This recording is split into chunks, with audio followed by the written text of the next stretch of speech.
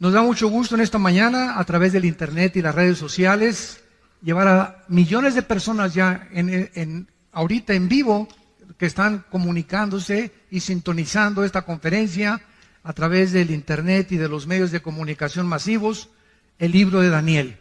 Y nos encontramos en el capítulo 9. Todos ustedes que les interesa el estudio profundo de la profecía, las conferencias anteriores desde el capítulo 1, las tenemos grabadas, las pueden ustedes conseguir a la salida, para que tengas toda la colección de todo el libro de Daniel, capítulo por capítulo. En este capítulo 9 de Daniel, para poder tener un poco de base, y de los que no están todavía en el momento en el que se llevan a cabo las circunstancias del capítulo 9, Daniel estaba bajo el imperio de los babilonios y bajo el imperio de los persas. Fueron los imperios que se profetizaron en el capítulo 2. Y como yo les decía hace algún tiempo a un foro de ateos, la historia demuestra que Dios existe.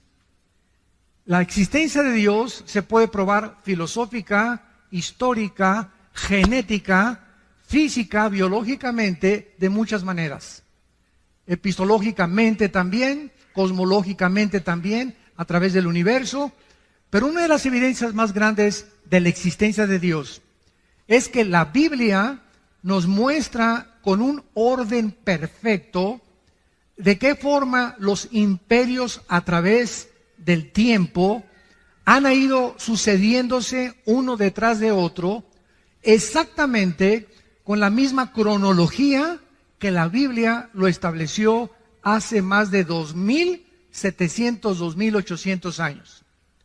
¿Qué les estoy diciendo? Que la Biblia es más moderna que el periódico de mañana en la mañana. Daniel se encontraba hace 2.500, 2.600 años en lo que ahorita es Siria e Irak.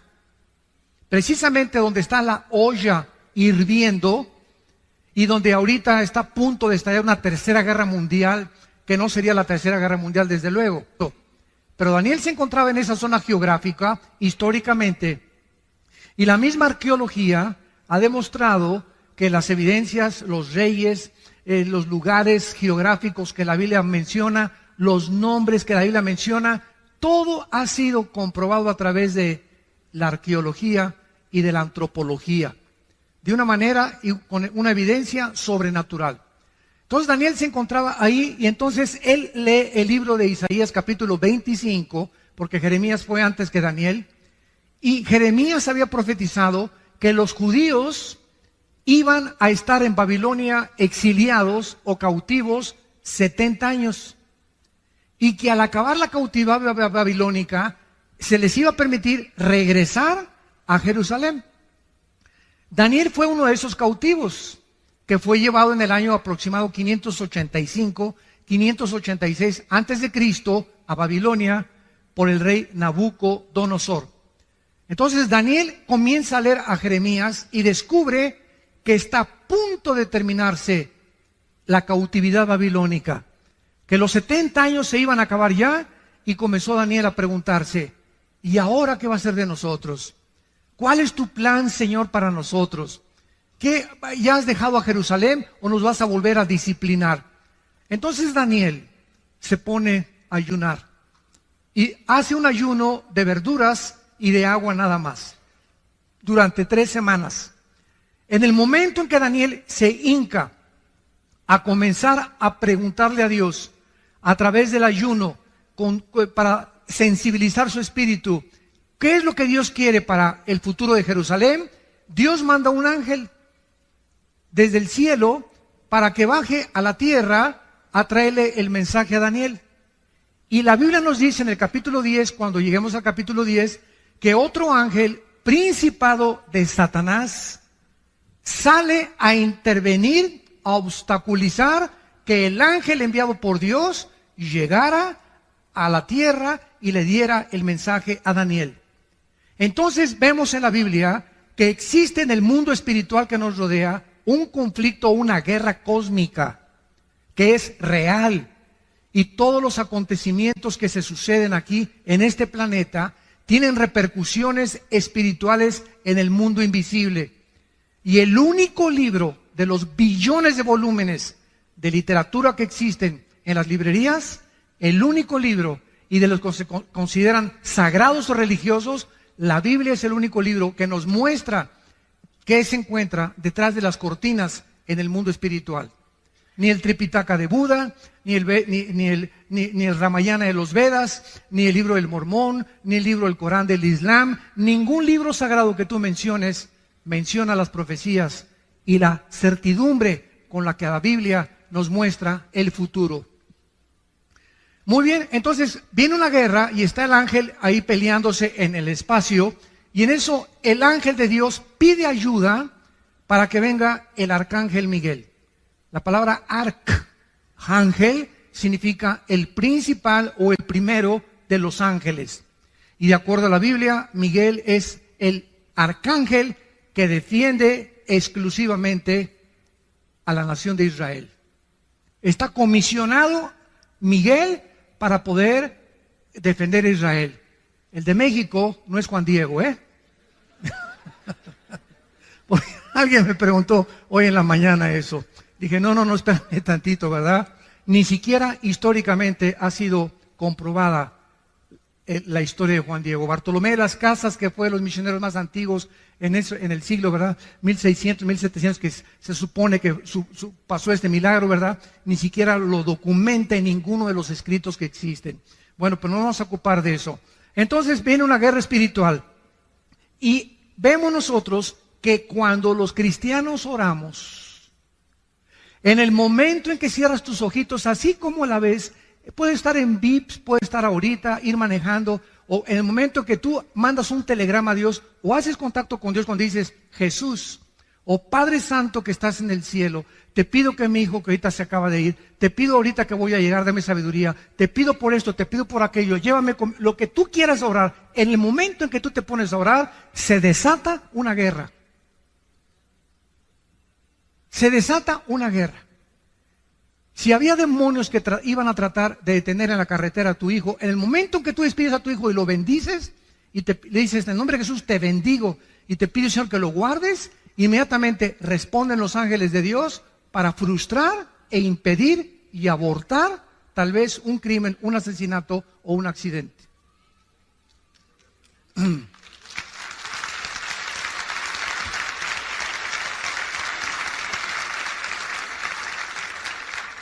Finalmente, ¿verdad? El ángel llega a la tierra en lo que es ahorita Irán e Irak.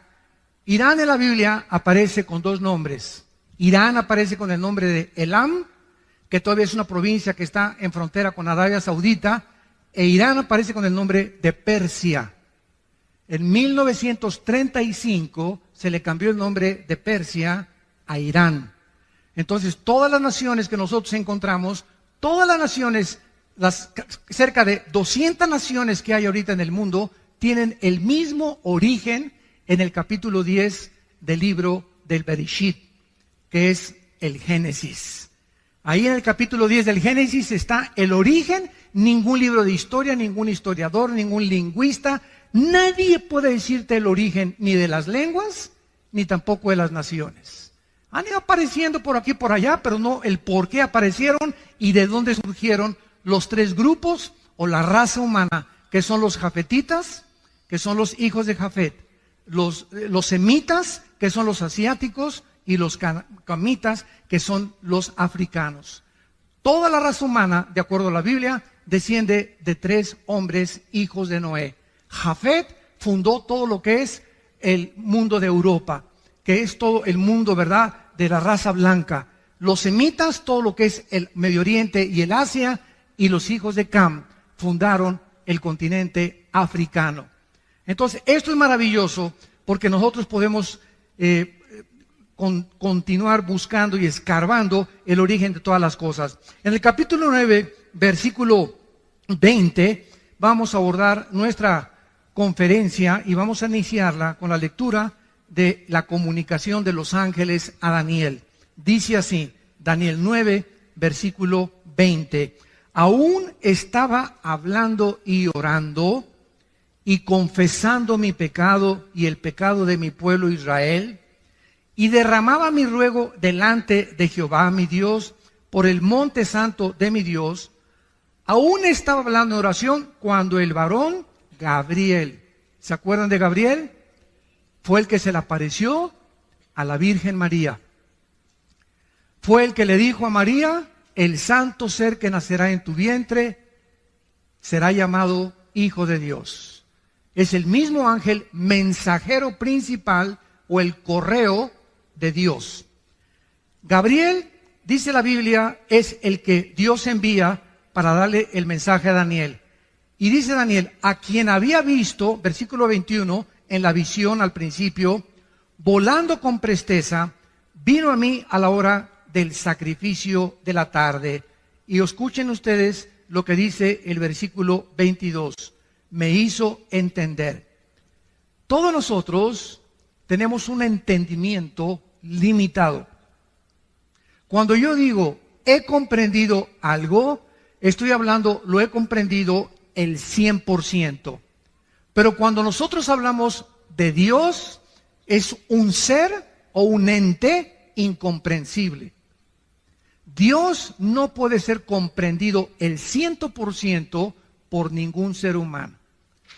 El conocimiento o la comprensión que podamos nosotros tener de Dios, de acuerdo a lo que calculó Alberto Einstein, un científico alemán nacionalizado norteamericano antes de la Segunda Guerra Mundial, dijo que tal vez el coeficiente intelectual del ser humano alcanzaba un 7 o un 8%. Así que parece que perdimos el 95% del entendimiento y la comprensión del mundo espiritual y del universo. ¿Cuándo fue esta pérdida? En la caída del huerto del Edén por Adán y por Eva. Cuando Adán y Eva se rebelaron contra Dios, el ser humano murió, se separó espiritualmente de Dios y su ADN ha sido de éxito. La información genética que traemos en cada una de nuestras células se descompuso, se deterioró, se corrompió. Y de Adán a nuestros días, los seres humanos nacemos en un planeta y lo primero que hicimos es ontoy. ¿Qué estoy haciendo aquí? ¿De dónde vengo? ¿Quién hizo el universo? ¿Hacia dónde voy? Y entonces estas preguntas, como demandan interrogantes, demandan respuestas, el ser humano inventó dos líneas de pensamiento. Una, las religiones. Todas las religiones, sin ninguna excepción, tienen dos factores comunes denominadores. Todas las religiones, sin ninguna excepción, buscan a algo o a alguien, las estrellas, las pirámides de Teotihuacán, la fuerza, el dios Sol, Neptuno, como tú quieras, buscan algo para poder congeniarse con esa fuerza invisible sobrenatural a través de las buenas obras. Todas las religiones enseñan, llámese mormonismo, catolicismo romano, judaísmo, todas enseñan que tienes que hacer algo bueno para ganarte al cielo. Y además, todas las religiones invocan o apelan a los sacrificios. Y vemos a la gente pues cargando cruces, yéndose a rodillas a la villa, golpeándose la espada con pales, etcétera, etcétera. Sería el colmo, ¿verdad?, que los cristianos digan, es que voy a ayunar para que Dios sane a mi hija. O voy a ayunar para que pueda Dios darle la escuela a mis hijos. Dios no... Si el arcángel le dice, oye, señor, ya tiene una semana sin comer, Juanita, ¿le sanas a su hija? Oye, qué Dios tan misericordioso, ¿no? Que está esperando, ya me viste, señor, ahora sí me tengo una semana sin comer y sin beber agua, señor, ahora sí me sanas a mi hija. Así es, quería que te sacrificaras y ya que te viera como la lengüita, como los perritos ladrando, entonces voy a sanar a tu hija. Nunca ayunemos para echarle manita de puerco a Dios. Nunca, el ayuno no es para eso. El ayuno es para buscar su voluntad en la Biblia. Y si no tienes tiempo de leer la Biblia, no ayunes. Porque si tratas de ayunar y te vas al trabajo o tienes diabetes, olvídate, ¿verdad? Vas a acabar en el psiquiátrico o en la otra vida. Entonces tenemos que entender claramente, ¿verdad?, la razón por la cual Dios nos dice eso. Y esta es la razón por la cual dice el versículo 22, que Dios tuvo que mandar, esto es antes de Cristo. El Espíritu Santo en el Antiguo Testamento no había bajado. Los ángeles bajaban al mundo y le daban a los seres humanos, como en el capítulo 18 de Génesis, que baja Cristo con 2 ángeles, a hablarle a Abraham y a decirle lo que iba a hacer con Sodoma. Personalmente, verbalmente hablaban los ángeles. Y entonces el ángel le da entendimiento, tiene la facultad a los ángeles de hacer entender las cosas antes de que Cristo viniera. Jesús dijo, cuando Él venga, Él los guiará a toda la verdad. Entonces, ahora tenemos el Espíritu Santo y el Espíritu Santo usa la Biblia. Entonces, el ángel es enviado para darle entendimiento de los futuros planes a Daniel y para que entendiera cuál es el futuro del mundo de Israel. Y dice el versículo 22, y habló conmigo diciéndome, Daniel, ahora he salido, fíjate, para darte sabiduría y entendimiento, o sea, algo que Daniel no tenía, y algo que nosotros por naturaleza no tenemos. Todos los seres humanos nacimos alejados de Dios. Romanos 3:23, por cuanto todos pecamos y todos fuimos alejados de la gloria de Dios. Nacemos con entendimiento para las matemáticas, para la física, para la biología, pero nacimos con un entendimiento cero absolutamente de las cosas espirituales. Y como somos seres espirituales, buscamos a través de ¿qué cosa? De la brujería, cartas tarot, bola de cristal, invocación a los muertos, reuniones de mediums, invocar al espíritu de Cuauhtémoc, al espíritu de Achencha que venga, buscar a través de las manifestaciones místicas del budismo zen, de la meditación trascendental, comunicarnos con algo, con alguien, por la espiritualidad, porque somos seres espirituales. Tú nunca vas a ver un conejo así en el campo, y menos a Chita. Somos seres espirituales porque fuimos creados a la imagen y semejanza de Dios. Ahora, si queremos comenzar a entender las cosas espirituales, Jesús dijo en Mateo 11, 25 al 28, Padre, te alabo, porque estas cosas, las cosas invisibles que nadie conoce, las escondiste de los sabios y de los entendidos y se las revelaste a los niños. Vengan a mí todos los que están trabajados y cargados, y los haré descansar. Y Jesús dice algo asombroso en este pasaje. Nadie conoce a Dios sino yo, y aquel a quien yo se lo quiera revelar. ¿Qué dice la Biblia?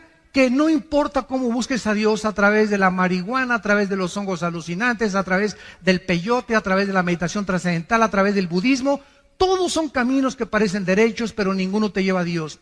Si alguien quiere conocer las cosas espirituales y al Dios vivo, único y verdadero, es a través de Jesucristo. Nada más.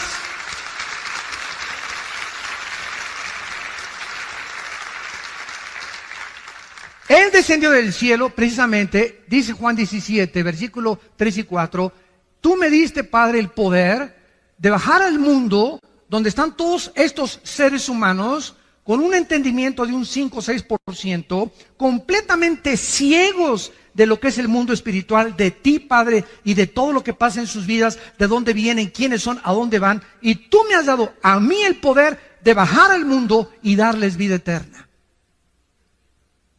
Y esta es la vida eterna, que te conozcan a ti, al único y vivo verdadero Dios, y a Jesucristo a quien has enviado. ¿Pueden ustedes comenzar ya a entender algo? Sin Jesucristo no podemos nosotros conocer nada de Dios. Ahora, cuando Jesucristo les dijo a los discípulos, me voy, ahí nos vemos. Imagínense los discípulos, oye, espérame tantito, ¿cómo que te vas? Que tú nos has traído las palabras de vida eterna. Ahora sabemos que tú vienes de Dios y que regresas a Dios.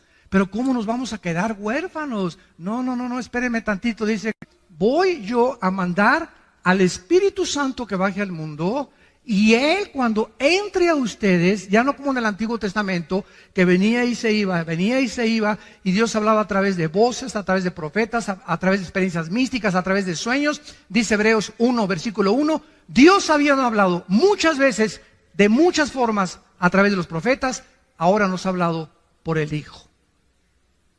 Cristo es la última palabra que Dios nos ha dado. Y el que no escucha al Hijo no tiene la vida.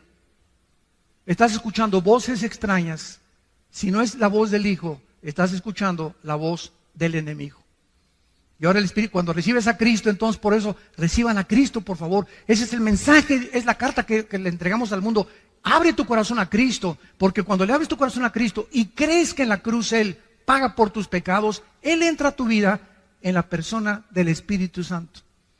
Y el Espíritu Santo te comienza a destapar la calabaza que tenemos aquí.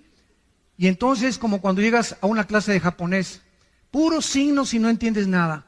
Ah, pero está el maestro japonés. Mira, esa es la A. Ah, si usted no me dice cuál es la A, yo no voy a decir, pues yo creo que esta es la A. No es lo que tú creas, es lo que es. Pues yo creo que Dios es así. Pues Dios no tiene esa chance que fueras así ni pensaras así. Pues yo pienso que Dios va a mandar a todos al cielo y que nadie se va a condenar. Es lo que piensa mi achincha también. Dios no nos llega a nosotros que nosotros determinemos cómo es Él. Él es el que nos quiere revelarse. ¿Cómo es Él? A través de su Hijo. Y una vez que tienes a Cristo, vienes a la Biblia y Dios usa nada más la Biblia. No usa ningún otro libro más que la Biblia. Y a través de la Biblia, ya con el Espíritu Santo, comienzas a leer.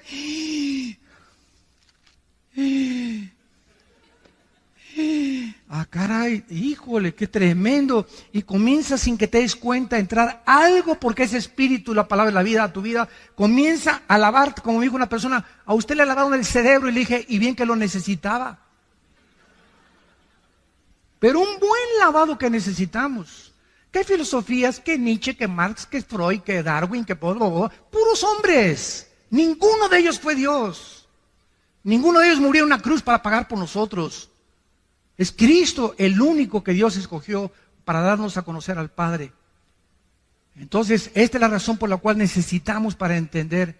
Este es el problema del ateísmo. Por ejemplo, el ateísmo es un problema de seres humanos con mente de caracol, con mente de ostión, ¿verdad? Con un 5 o 6%, que porque no quieren entender a Dios. ¿Y por qué? Siempre el argumento de los ateos. Si Dios es Dios, ¿por qué permitió a Satanás? ¿Y por qué permite el mal? Por eso el 95% de los ateos son hombres amargados. El 95% de los ateos son personas amargadas contra alguien que no existe. Qué ridículo, ¿no? Persiguen toda su vida y atacan toda su vida a alguien que no existe. Esto es increíble, ¿verdad? Es contradictorio de una forma intelectual y filosófica, pero es el problema del ateísmo. Oye, espérame, señor ateo, ¿tú reconoces que tu mente es limitada? Sí. Bueno, si tú reconoces que tu mente es limitada, ¿puede un niño de 3 años de edad entender la ecuación de Alberto Einstein, E igual a mc al cuadrado? ¿Qué es la teoría de la relatividad? No, pues tú eres igual que ese chamaco, cabeza y calabaza. ¿Quieres con tu mente limitada entender los pensamientos, suponiendo y asumiendo ya que existe Dios? Tiene que ser infinitamente superior a lo que nosotros nos podemos imaginar. Y si Él no baja y Él no nos revela y nos dice cómo es inútil tratar en nuestra limitación de comprenderlo. Es imposible. Y se dan cuenta por qué el ateísmo es una filosofía insostenible dentro de la misma lógica y la misma filosofía. Es ridículo. Es una soberbia impresionante. Es que si yo fuera Dios, bueno, pues no eres Dios. Cabeza de langosta. Le dice en esta oración, versículo 23, al principio de tus ruegos, le dice el ángel, fue dada la orden, Daniel. Y yo he venido para enseñártela, porque tú eres muy amado. Porque tú eres muy amado. Romanos 8, 28 y 29, ¿se acuerdan? Todas las cosas contribuyen a nuestro bien, no a todos, a los que aman a Dios. Si tú amas a Dios con todo tu corazón y con todas tus fuerzas, no hay nada que ahorita estés pasando, no hay nada. El problema que tú me digas que tienes ahorita, que no esté Dios trabajando a tu favor.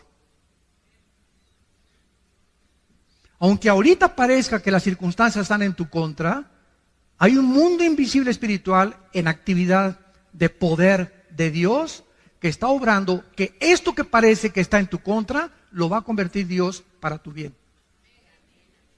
Sigue confiando en Él.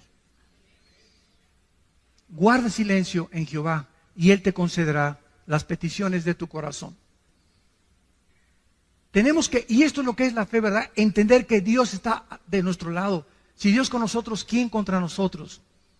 Tarde o temprano José fue vendido por sus hermanos. Imagínense a José. Imagínate que tus hermanos te saquen a patadas de tu casa y que te venden, que te lleven allá a Tepito, que te lleven allá a Ciudad Neza. ¡Ay, llévense a que póngalo a repartir droga, póngalo a pedir limosna y que te corran de tu casa! ¿Qué emoción y sentimientos invadirían tu ser? La amargura y el rencor contra tu familia. Mi propia familia me escupió y me sacó y me corrió. Y lo vendieron a José y se lo llevaron hasta Egipto. Y ahí en Egipto entra a trabajar con el capitán, ni más ni menos, de la guardia del faraón. Y cuando el faraón, se va el jefe de ahí de Egipto, el faraón se va a un viaje, no misionero, ¿verdad? Se fue a un viaje de guerras que tenían conflictos, se queda la esposa del faraón, ¿verdad? Solita, y le decían la leona del Lerma. Era una mujer insatisfecha sexualmente. Y agarra a Josecito, ¿verdad? Pepinillo, ven para acá. Le voy a dar para maravillosa. Para que se acueste bien con Tito. Y lo agrede, y lo agrede, y lo agrede a Daniel. Y por no meter y se echa a correr porque el temor de Dios, agarra su saco ella. Llega Potifar, el capitán de la guardia, y le dice, entonces, este hombre, ¿verdad?, me quiso violar, y lo meten a la cárcel, todavía que lo venden sus hermanos, todavía que se va como esclavo, todavía que lo meten a la cárcel, sale de la cárcel, pasan muchos años, viene el hambre en Egipto, él comienza a guardar la comida para sus hermanos, y cuando sus hermanos lean el capítulo 50 del libro del Génesis, que es donde acaba, llegan los hermanos a Egipto, y José los ve. Él ya era gobernador de Egipto, porque lo hace el faraón, el gobernador de Egipto. Al ver a sus hermanos se ponen a llorar. ¿Cómo es posible? Te vendimos y todo. ¿Y saben qué contesta José? Ustedes buscaron un mal contra mí, pero Dios lo convirtió para el bien. Por eso los perdono.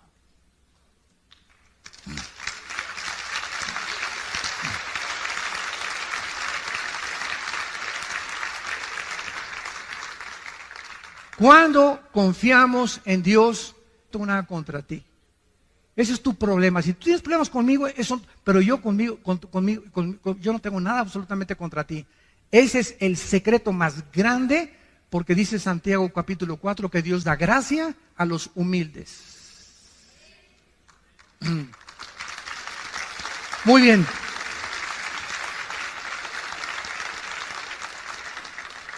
Y entonces el ángel le revela lo que se conoce en la Biblia como, yo le llamo el fundamento, yo le llamo a esta profecía de Daniel el fundamento de la escatología.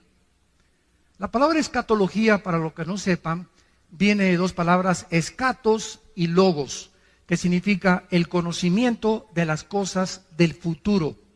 Entonces, un escatólogo es una persona que se dedica a estudiar profecías.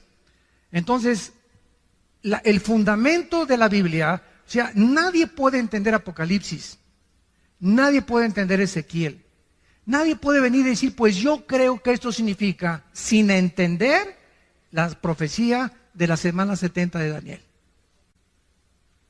Lo que vamos a ver ahorita en 4 o 5 versículos. Es la profecía más espectacular y la que marca toda la cronología de toda la historia humana. Y la que nos hace comprender por qué ahorita Israel es el centro del ataque. Como alguien me dijo, bueno, ¿y ustedes por qué nada más Israel? No nada más Israel. Yo aquí siempre traigo el menorá, que significa la iglesia. El menorá es la iglesia, la luz, somos la luz del mundo, los cristianos. Y aquí tiene 7 palitos. El menorá es el candelero de los judíos con 7 palitos. ¿Por qué? Porque el de en medio es Cristo. Y si los otros 3 de un lado y los otros 3 del otro lado es la iglesia. ¿Por qué? Porque el número 6 es el número del hombre en la Biblia. En la Biblia hay una numerología o una gramática que significa que cada letra tiene un significado bíblico o un significado numérico. Entonces, el hombre tiene el número 6, el 1 es el número de la unidad, el 3 de la Trinidad, el 5 es el número de la gracia, el 12 es el número del gobierno, el 8 es el número de la perfección total, etcétera, etcétera. Entonces, el menorá significa Cristo en medio de los seres humanos. Cristo en medio de los seres humanos. Y esto es precisamente por qué Dios usa los números en la Biblia. Vamos a esta profecía, versículo 24. 70 semanas están determinadas sobre tu pueblo y sobre tu santa ciudad. En la Biblia había semanas de días y de años. La palabra 70 es la palabra Shivin Shabun. La palabra semana en el hebreo es la palabra Shabua. Entonces está hablando 70 semanas o 70 años de semanas. Si multiplicamos 7 por 7, 49. En otras palabras, 490 años. Esto es asombroso.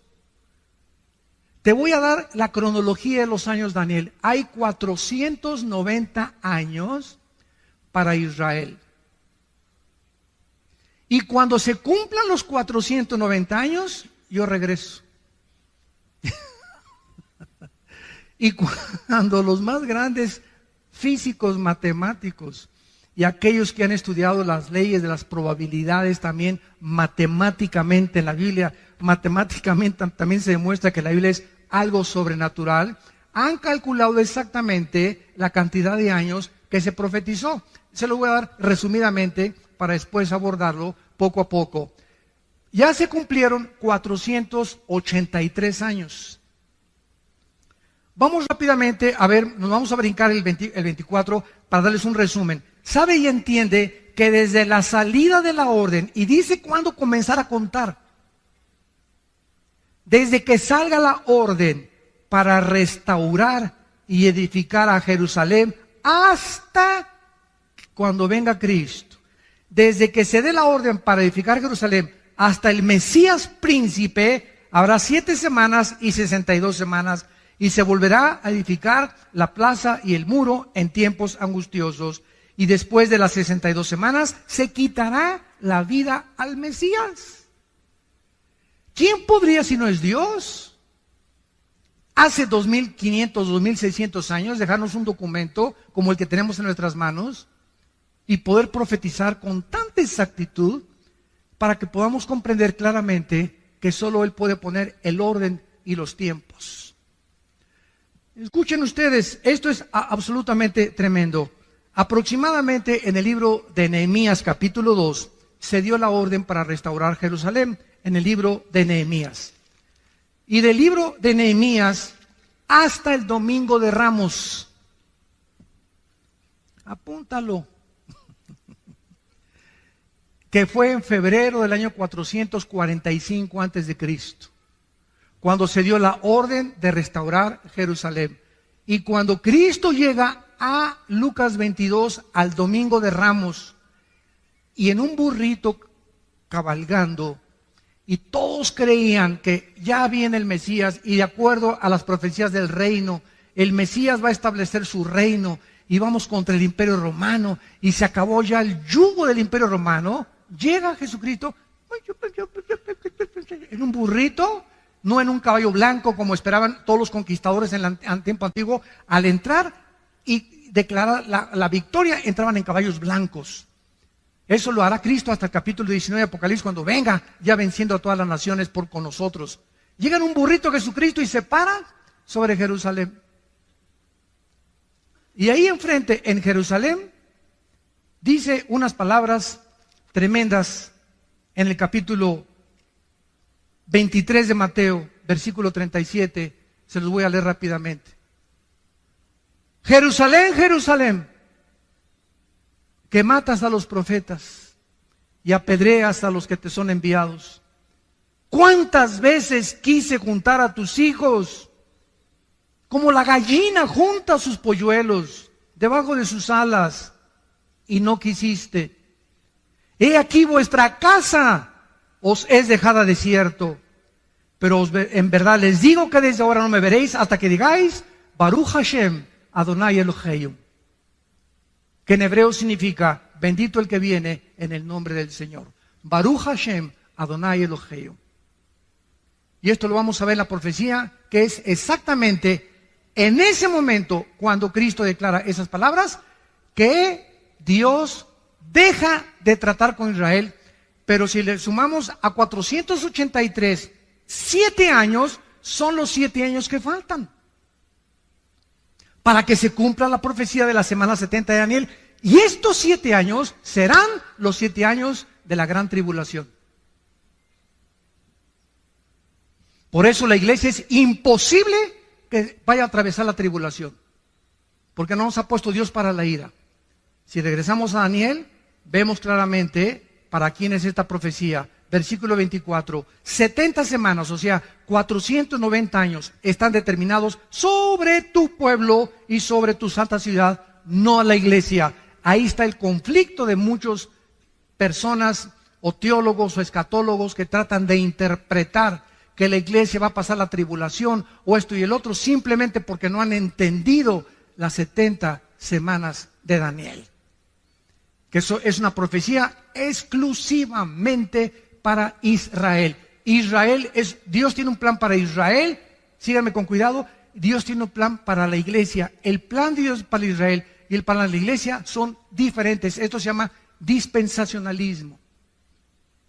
Cuando venga Cristo por nosotros en el arrebatamiento, en el momento que seamos sacados, tal vez un año antes, un mes antes, 3 días antes, inmediatamente un hombre en el Medio Oriente va a firmar un tratado de paz entre los árabes y los judíos. Este hombre se llama en la Biblia la bestia, el cuerno pequeño, el anticristo. Y en estos 7 años, supuestamente, él va a traer la paz. Va a venir con una bandera de paz. Apocalipsis 6, el caballo blanco, que es el caballo del primer jinete del Apocalipsis, viene con un arco sin flechas, implicando que viene con símbolos de paz engañadora. Y estos 7 años, la iglesia ya no está aquí. Ya nos fuimos. Adiós, mundo cruel, ya nunca te veré. See you later, alligator. Como dice la canción, ¿verdad? Ahí nos vemos, mundo cruel. Nosotros nos vamos, escuchen esto, y al irse nosotros, mucha gente cree que el Espíritu Santo se va con nosotros. Pero el Espíritu Santo es omnipresente por el amor de Dios. El Espíritu Santo no puede decir aquí no está el Espíritu Santo. Es omnipresente, Él está en todo lugar, en todo momento. Claro que habitando de una forma especial en nosotros los cristianos, desde luego. Pero el Espíritu Santo, Él sigue aquí en la tribulación. Y entonces el Espíritu Santo va a trabajar de manera diferente, porque es otra dispensación. Se llama la dispensación de la tribulación. Antes de Cristo trabajó el Espíritu Santo, venía y se iba, venía y se iba. Crucifican a Cristo en Pentecostés, el Espíritu Santo viene, nos bautiza con el Espíritu Santo, somos llenos del Espíritu Santo, somos regenerados, somos la morada del Espíritu Santo, sellados con Él, hasta el día que resucitemos. Efesios 1, 13 y 14. Y cuando ya resucitemos y seamos transformados y nos vayamos con Cristo, el Espíritu Santo, dice Apocalipsis 7, que va a sellar en las frentes a 144,000 judíos. Y cuando estamos hablando de que en la frente, es porque será algo visible para que sea visto, como lo hacía muchas veces en el Antiguo Testamento. Es otra manera en que el Espíritu Santo y el Evangelio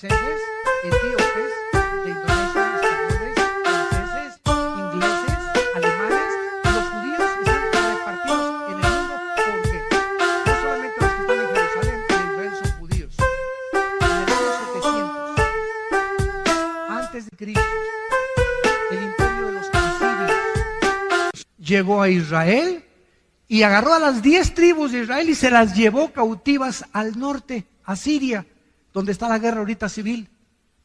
Y desde el año 700 hasta nuestros días, estamos hablando de 2700 años, los judíos se perdieron y se dispersaron y se mezclaron con todas las naciones del mundo. Y hay judíos rusos, judíos negritos, judíos blancos, judíos mexicanos, etcétera, etcétera. Así que estos 144,000 judíos, muchos creen que solamente van a salir de Israel. No es verdad.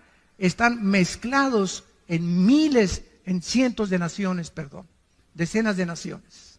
Somos 200 naciones ahorita en el mundo. Entonces, es la forma como va a operar el Espíritu Santo en aquel tiempo.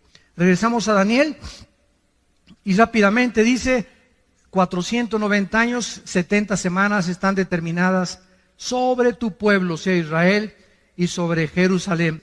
Lo que se enumera a continuación, que es lo que se conoce como las 6 profecías para la nación de Israel. Número 1, versículo 24. Dice así: para terminar la prevaricación, vamos a profundizar mucho en esto, y es importante conocer el significado de las raíces hebreas, de las palabras que se tradujeron al castellano. La palabra prevaricación en el hebreo es peshá, con P de papá y SH, así como suena, peshá. Esta palabra se usa el 90% en el Antiguo Testamento y se traduce rebelión. Cuando un hombre es peshá, es un hombre rebelde. O cuando es peshá, es algo que una rebelión que está propagando contra alguien. Entonces, Dios está diciendo, van a pasar 490 años hasta que se termine la rebelión. O sea, el pueblo judío actualmente está en rebelión contra Dios. ¿Sabían ustedes, verdad? Gracias a Dios que hay, se calcula, 150,000 judíos, estoy hablando étnicamente, que ya aceptaron a Yeshua o a Jesús como su Salvador. Y se llaman congregaciones mesiánicas. Y casi siempre cuando hay un movimiento en la historia cristiana que se está gestando, por ejemplo, viene el movimiento carismático y se fueron a un extremo. Viene el movimiento de las lenguas y se fueron a un extremo. Viene el movimiento del mesianismo y se fueron a un extremo. Pero todo tarda tiempo porque somos bien imperfectos. Somos bien imperfectos. Entonces, para que cuaje la gelatina y para que se cocine el arroz, necesita meterse un tiempo, ¿verdad? El pastel se mete a que media hora en el horno y todo tarda hasta que ya sale cuajadito, ya sale cocido, y hasta que esté cocido no se puede comer. Y así pasa con los movimientos en la vida cristiana. Yo me recuerdo en los 70s, yo me convertí en el 74, yo llegaba a iglesias donde Dios sabe que estoy hablando la verdad. Y me agarraban con pinzas la lengua y me la jalaban y me decían, hablen lenguas. Y me jalaban la lengua con pinzas como de madera para que hablen lenguas. Y me daban zapes por detrás. Hable. ¿Cómo hablo así? Menos voy a hablar con esas pinzas en lengua, ¿no? Y después ya llegó al extremo completo, pero ya fue el extremo total cuando dijeron que si no hablabas en lenguas, no tenías al Espíritu Santo. Dios mío, Ave María. Y se aceptó como algo que si no hablabas en lengua no tienes el Espíritu Santo. O sea, la iglesia se divide entre los que tienen lenguas y si no lo tienes, no eres cristiano pero sin el Espíritu Santo. Espérame tantito, si soy cristiano tengo el Espíritu Santo. Porque la palabra cristiano es ungido, pequeño. ¿Quién es un cristiano? No es el que va a la iglesia, no es el que pertenece a una religión, no es el que es bautista, presbiteriano, nazareno, o Villanueva para México, Amistad Cristiana. Es la persona que tiene al Espíritu Santo, no importa dónde tú vayas. Claro que tiene que ser congregación que tenga las bases, la autoridad de la Biblia, desde luego, ¿no? Pero lo que nos hace cristianos no es el edificio ni la denominación, ni el bautizo, sino tener al Espíritu Santo. Es lo que te hace cristiano y eres mi hermano y mi hermana en Jesucristo. Entonces, esta rebelión contra la autoridad de Dios se va a terminar. Veamos en Zacarías capítulo 12, Zacarías 12, ahí brínquense unas páginas después, sigue Joel, de Daniel, Jonás, Nahum, como unas 20 páginas, yo creo, y llegamos a Zacarías 12.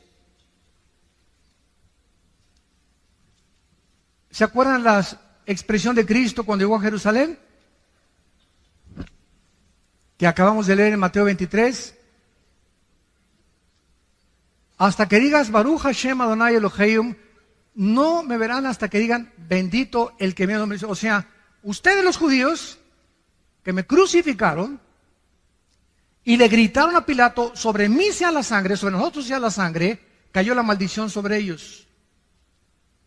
Y hasta este momento, dice 2 Corintios capítulo 3, que el pueblo judío tiene una venda que hasta que se conviertan es quitada por Cristo.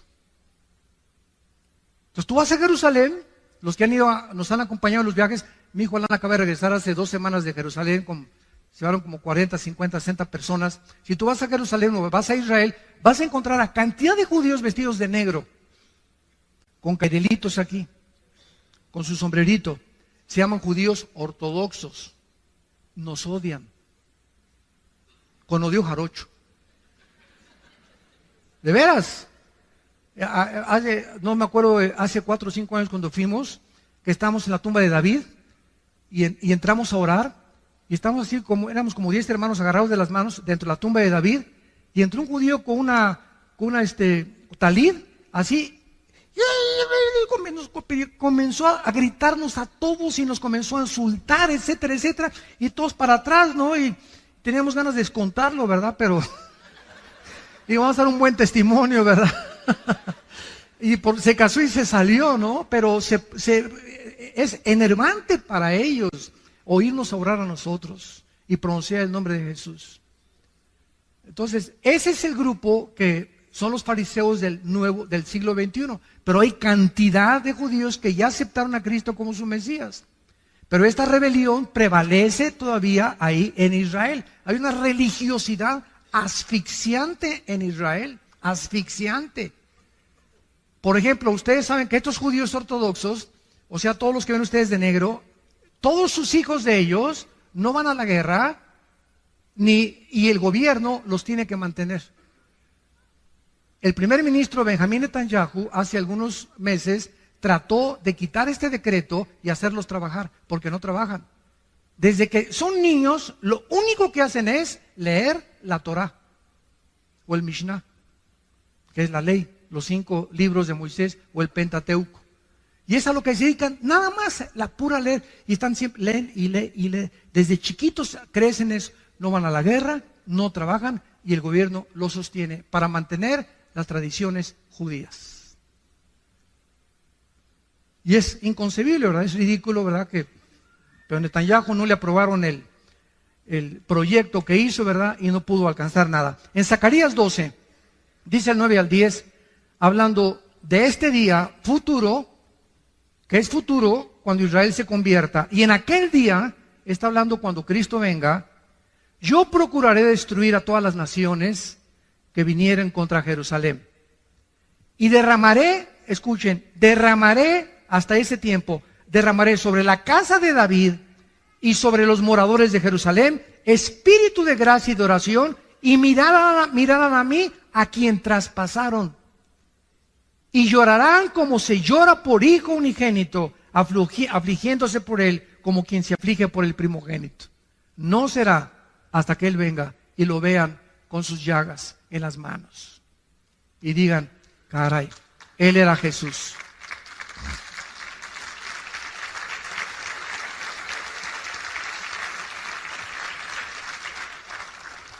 Vamos a continuar con este estudio, pero es impresionante la cronología bíblica, es impresionante el contacto que la Biblia nos da con el mundo que nos rodea, con lo que está pasando ahorita en el mundo con las naciones, y la comprensión que el Espíritu Santo nos da a los cristianos, que la gente privilegio que experimentemos, que nunca se manifieste en orgullo, nunca, nunca, nunca, porque pierdes la gracia de Dios.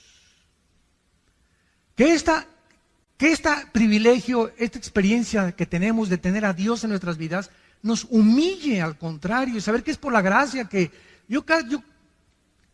Cada semana mínimo le digo a Dios, Padre, ¿de dónde me sacaste? Me acuerdo de dónde me sacó Dios. Cuando yo me convertí, yo no era nadie. Estaba en el suelo, en el lodo estaba. En el lodo estaba, revolcándome en la cochinada. Ahí estaba yo. No merecía ni el perdón de Dios, de todas mis maldades que hice. De ahí nos sacó, de una cantera, de una roca, de ahí nos sacó Dios. Y comenzó a trabajar como los escultores, y con el cincel, con el martillo y el cincel, a sacar la figura de David de una escultura, de una roca, las figuras que hacen los escultores, ¿verdad? Así Dios, de una piedra que éramos nosotros, de un carbón, nos está convirtiendo en diamantes a los cristianos. Y por eso es tan importante el sufrimiento en los cristianos y las pruebas en los cristianos. Como decía Churchill, el primer ministro de Inglaterra, cuando hace calor, no te salgas de la cocina. En el momento que vienen las pruebas, ya eres cristiano, parece cristiano y parece... Ay, y en la iglesia hay problemas. No estás en Disneylandia, hijo. No estamos todavía en Reino Aventura. En la casa, en la iglesia, no hay ninguna iglesia perfecta. Todos está trabajando Dios con nosotros, con todos nosotros. Tenemos que tener paciencia y aguantar, porque nos está forjando a través de este fuego y purificando nuestros corazones a través de las pruebas, para que pueda brillar la paciencia y la fe brillar con máximo esplendor, porque es lo más valioso que tenemos, la fe que Él nos ha dado en su Hijo Jesucristo. Oremos. Padre, gracias por tu palabra en esta mañana, en esta tarde también. Gracias por la esperanza bienaventurada que aguarda nuestro corazón de ver a tu Hijo en persona. Que cuando Él ascendió al cielo para despedirse de sus discípulos y comenzó a elevarse en el aire, los ángeles aparecieron y les dijeron a los apóstoles: ¿por qué miráis así al que se va? Porque exactamente como se va, regresará físicamente a establecer su reino entre ustedes. Y en aquel día secará vuestras lágrimas. Y en aquel día será como la mujer parturienta, que durante 9 meses ha sufrido. Y cuando el niño viene ya al mundo, se rompe la fuente, los dolores aumentan, pero cuando tiene esa criatura en sus brazos, todavía dice que venga el segundo o el tercero. Pero ese niño en sus brazos le hace olvidarse de todo lo que pasó, por el gozo de tener a su hijo, que finalmente está con ella, o a su hija. Y cuando tú vengas, esto le dijiste a los discípulos: así será con ustedes. En el mundo tendrán aflicción, pero confíen, yo he vencido al mundo. Y cuando yo venga, vuestras lágrimas se convertirán en gozo. Y nadie les volverá a quitar su gozo, porque ya no habrá muerte, ni enfermedades, ni sufrimientos, ni fricciones, porque todas las cosas serán hechas nuevas. En esta mañana, Dios te invita a que vengas a su Hijo Jesucristo. Lo que no has entendido, seguirás sin entendiéndolo, porque no lo tienes a Él. Pero en cuanto tú lo invites a tu vida, Él entrará a tu corazón, te quitará las vendas que cubren tu mente ahorita espirituales, y comenzarás a comprender las cosas profundas de Dios. ¿Qué tengo que hacer?, me preguntarás. Simplemente, en este instante, con tu rostro inclinado, con toda la sinceridad de tu vida, dile: perdona mis pecados, Señor. Creo que en la cruz tu Hijo pagó por ellos con la sangre que Él derramó. Creo que a los 3 días se levantó de los muertos, y te pido, Jesús, porque sé que vives, que en este instante entres a mi vida como mi Señor y mi Salvador.